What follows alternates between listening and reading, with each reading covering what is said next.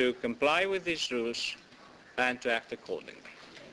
And thank you very much for your cooperation and for your attention.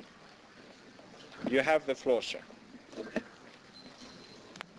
Thank you, Mr. President. I would reiterate that the Vienna Declaration and Program of Action affirms that human rights and fundamental freedoms are the birthright of all human beings, their protection and promotion being the first responsibility of all governments.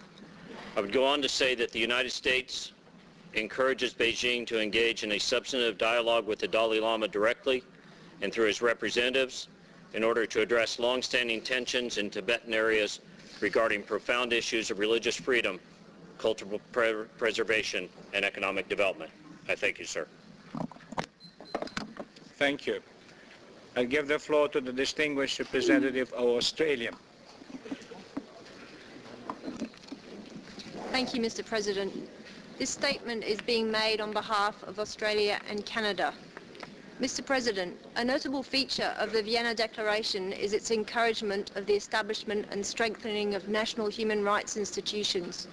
National institutions protect and promote human rights in tangible ways. We encourage governments to work cooperatively and inclusively with Paris Principle compliant national institutions. Another notable feature of the Vienna Declaration is its strong statement of the need to strengthen national and international mechanisms and programs for the defense and protection of children, including children in armed conflict. Mr. President, one strength of the Vienna Declaration is that it recognizes the need for the UN human rights machinery to adapt to current and future human rights challenges. It is here in this Council that we must meet those challenges through effective and credible action. We are saddened by the tragic loss of life that has occurred recently in Tibet and remain deeply concerned about developments in Tibet and neighbouring areas. We would urge restraint and respect for human rights by all parties and encourage early resumption of constructive and meaningful dialogue. We urge China to allow free access to Tibet and other affected areas so the international community...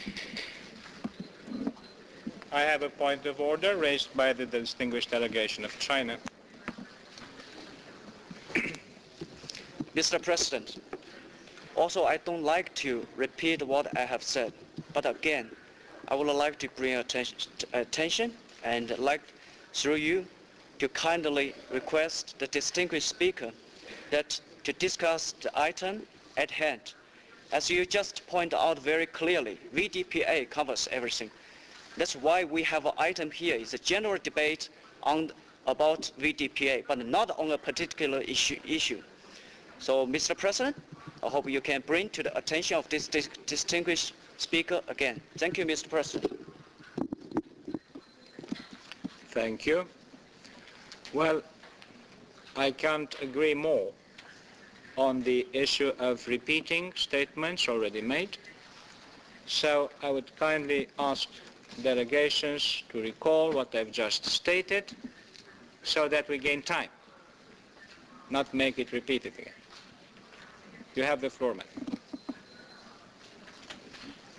Thank you, Mr. President. We urge China to allow free access to Tibet and other affected areas so the international community and foreign media may gain an accurate understanding of what is occurring there. Thank you, Mr. President.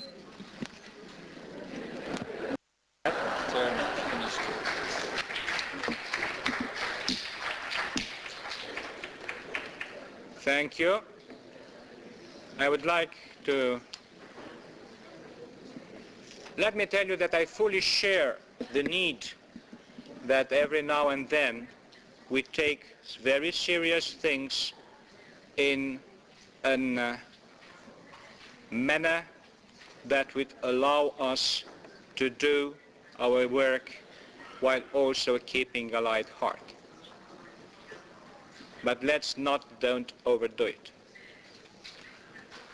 Under the circumstances, I would also express my desire that the debate on this item is pursued with an air, within an atmosphere of decency and mutual respect for the rights of delegations to voice their opinions on matters at hand.